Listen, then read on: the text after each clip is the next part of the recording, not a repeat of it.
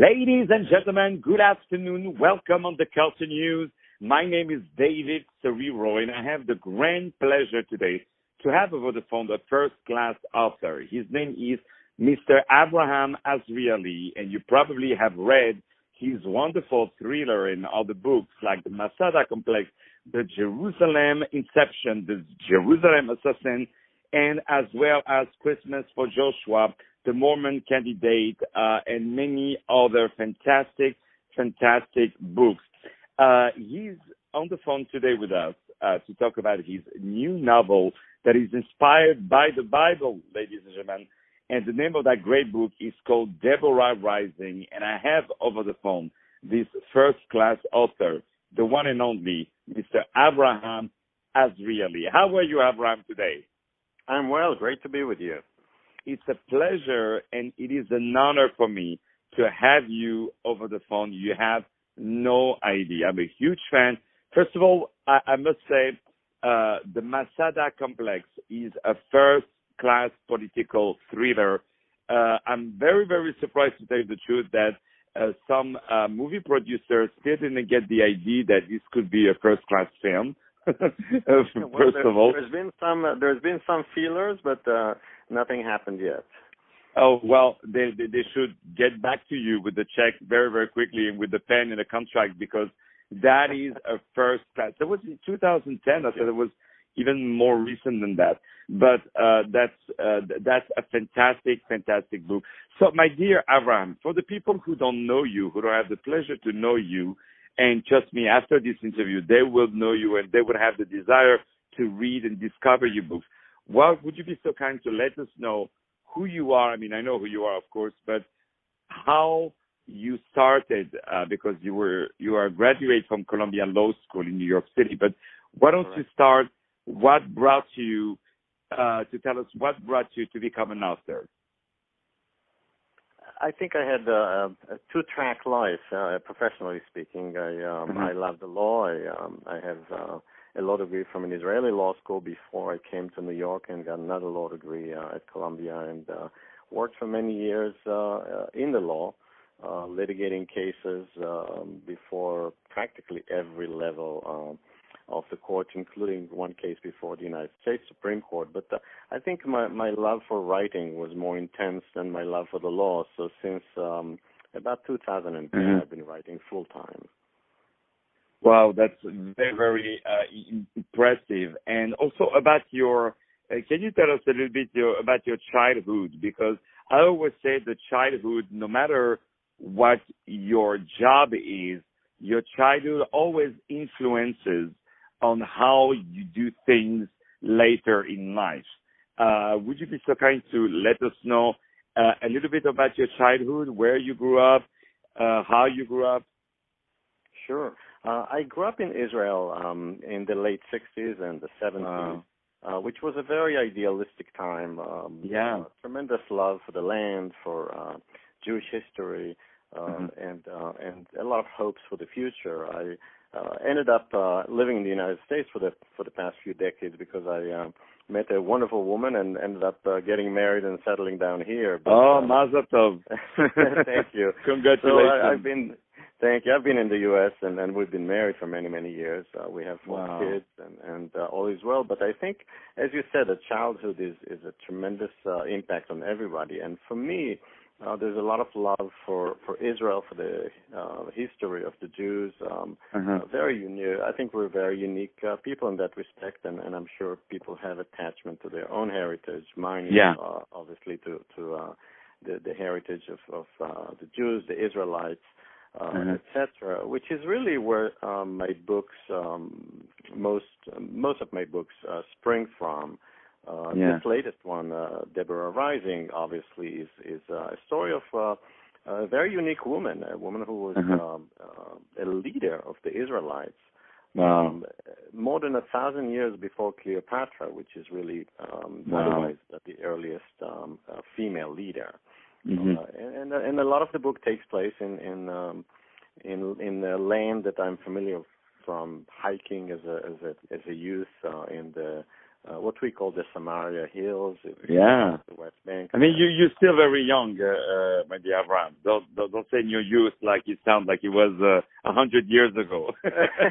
You're still very, very young, and we can feel in your writing really your youth, and also all your intelligence. You really put all your soul in your books. We're going to talk, of course, about Deborah Rising, because that's your fantastic new novel. Is there any word you can tell us about the Masada complex? Because that is really, really, so I know you wrote so many great books, but that book for me is like the Da Vinci Code for Dan Brown. You know what I mean? Oh, thank you. That's or the Gioconda for Leonardo da Vinci. You know, this is you. You know what I mean? This book is, if there is one book that we have to read from you, that we have to know from you, is the Masada complex. Can you tell us, my dear Avram, before we talk about Deborah Rising, we're going to talk a lot about it, but can you tell us a little bit about the story of that book, but also how that idea and that book came out, please? It's interesting what you said about the identification with the Masada complex. So for me, it is a very special book because it features a hero who, like me, is an Israeli American. Actually a woman, which is a difference. but I like to write about female characters in general. I think they're just fascinating and really interest me and very complex. Hence the Masada complex. And the story, in short, is about an Israeli immigrant who settles in Arizona and becomes an investigative journalist.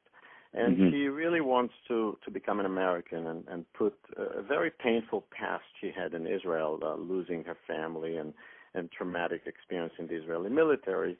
She comes to Arizona, starts her life, becomes a very successful investigative journalist, and lo and behold, gets drawn into a scandal involving Israel.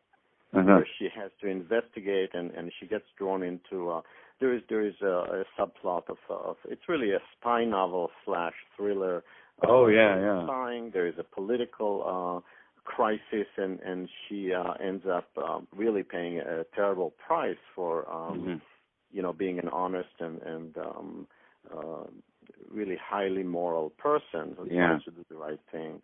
In general, it also presents the complexity of Israel today. The conflicting emotions people have, the issues that Israel is facing, which are obviously existential. And in that respect, it is a book that I put a lot of my soul into. Yeah, is that, forgive my ignorance, but is that like your first success? I'm sorry, you were saying? I said, was it your first success? Yes. I think it is one of the more successful books. It still sells, and it still generates a lot of reviews and a lot of passions, and I always get asked about it. It is kind of parallel to the two Jerusalem books. I have two books, the Jerusalem Inception and the Jerusalem Assassin, which also involve Israel, but there are historical novels. The first part takes place on the eve of the Six-Day War, and the tremendous crisis and existential risk, again, that Israel was facing in 1967. And the second half, with the same cast of characters, happens many years later. Oh, I love it. On the eve of the assassination of Yitzhak Rabin, the Prime Minister. Of course, I remember that day, November 4th. Yes, exactly, which is coming up. Yes. Yeah, remember very vividly that day, very vividly, That was terrible. That was terrible. And also, we had our beloved friend Shimon Peres, who, did you know him a little bit, no? Well, I grew up in Israel, and anybody who lived in Israel knew Shimon Peres. I met him personally a couple of times. I remember him coming to my yeshiva boarding school, actually, to give us a lecture in the late 70s. At the time, he was actually very pro-settlements, which today sounds odd, but he actually came to encourage us to go to the West Bank and to live there, etc. times obviously have changed. His views have changed now over the years. Yeah. But he was a very fascinating man, and his history. Oh yeah, no, he was, and you feel, I don't know if you feel the same way, Abraham, but I had the pleasure to meet him like 4 or 5 times, and the first time I met him, I felt like, oh my gosh, I did something in my life. You know what I mean? Like, it's like you met the Pope or you met the President of America. Like, you did, I can't believe I met him. Finally, I can say to people I did something in my life, because he had that aura, above his head, around him, that was so magical. Well, he will be missed. So now let's go to something a little bit more happier, I should say, about this new book, Deborah Rising. Tell us, because you have your brand, your signature that is, as we discussed, about the thriller, about the political situations, about the spy. I mean, I love it. It's like the Jason Bourne a little bit type of action. I love it.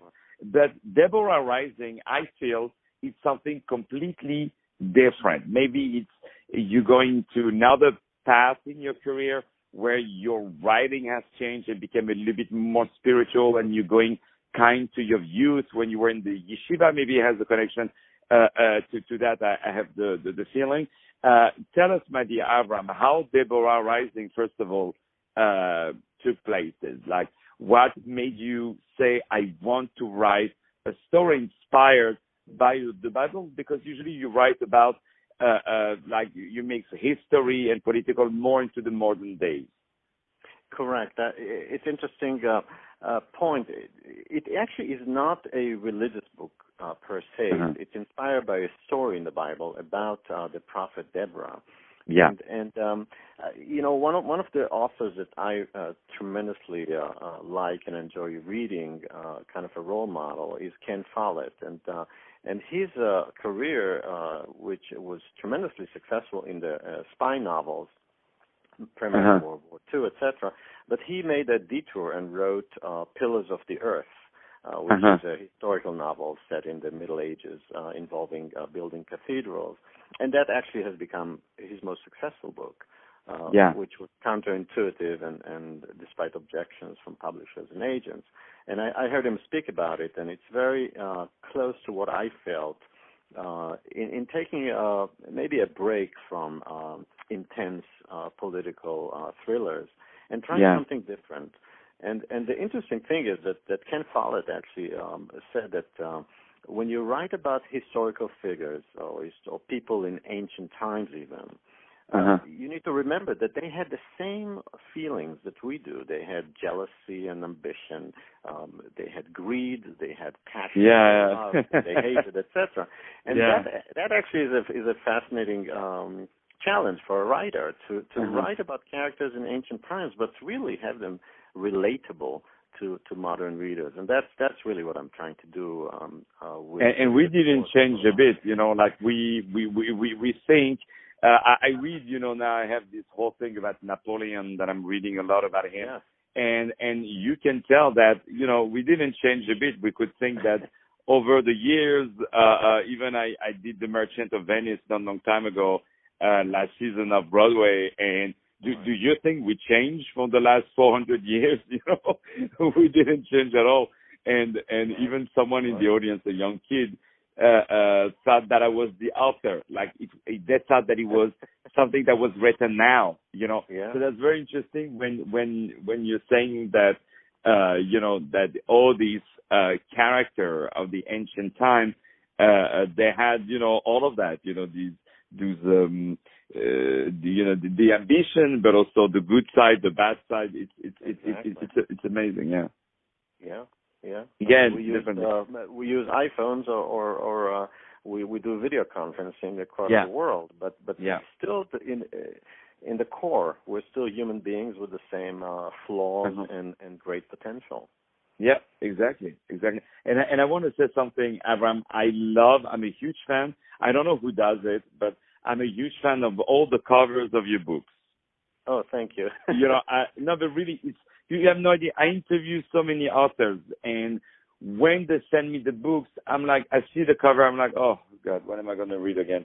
And then you start to read it, and it's really good. And I'm like, you had to change the cover. The cover is not good. But I want to say that when we see the covers of your book, we right away, of course, your name helps a lot, But I mean, we know we are in good hands when we see your name on the book. We know it's not going to be a waste of time. And from the first chapter, you confirm that all the time. But I want to say really the cover is very important, and the paper is very appreciable. We're happy to hold it. And I almost envy, to tell you the truth, the people who are reading your book, because I know they're going to have a good time. So what are you doing next, Avraham? What is your next thing? Well, Deborah Rising actually is the beginning of a trilogy. Wow. About Deborah. And what I try to do here, what I am trying to do, and what I find really fascinating is trying to figure out how a girl in ancient Israel, at a time when women had no rights, women were basically like livestock. They had no rights to own anything. They had, every husband could have as many wives as he wanted. How could a woman become a leader? Well, parts of the world today are the same as in biblical times, unfortunately, and I think that's why the book is so relevant. So here's this girl, and there's nothing in the Bible about Deborah's upbringing. She shows up as the leader of the Israelites. So what I'm trying to do is try to understand through drama, obviously, and dramatize her story, what kind of challenges she dealt with, what kind of really horrible things happened to her that made her so strong and gave her all the skills and the resilience. So the story in Deborah Rising is actually when she's 13, 14 years old. She is being forced to marry this very unpleasant young man. She breaks away from that. She seeks freedom and goes on a quest actually to find a man who can turn her into a boy, because she is convinced that only a man can have freedom in that world. Obviously, we know from history or from the Bible that she never changed into a man. She became a leader as a woman. But that's kind of the first phase in her striving for freedom. So that's Deborah Rising, and I already wrote the sequel to that, which the publisher. Oh, wow. HarperCollins is looking at it right now, and there's going to be at least a third book, which I'm working on now, kind of telling her story as she broke off those restraints that held women down at that era. Yeah, it's so relevant of today's time. You are absolutely right, and of course the joke I said about I wish it's over, to have many wives. That I mean that, of course, with a lot of humor. Right. And it's very funny because what happened when Moses. What I would love is one day you write a book about Moses. Yes, well, Herman Wouk just released a couple of years ago. I think Herman Wouk was 98 when he released the book about Moses, and he has released a new book since then. He's 100 years old now. Oh, wow. So there is a book about Moses that Herman Wouk wrote, which obviously is a fantastic author, and it's a very clever book. If it's called The Lawgiver. Wow, that's well said. That's very well said. Because when Moses was 40 years in the desert, and he went to his mother and he told him all the things he have done for those 40 years. And his mother told him, I don't care what you did. You could have called me 40 years without calling your mother. The ultimate Jewish mother. Yeah, exactly. They also don't change over the years, So where do you live now? You live in Washington, D.C., right? Yes, we live near Washington, D.C. in Maryland, yes. Wow, that's really good. A lot of great authors. I mean, that's the best city, I think, to live for authors who write about a spy political thriller. That's really the best place because it's so much. It's all about that, So it's a very, very beautiful.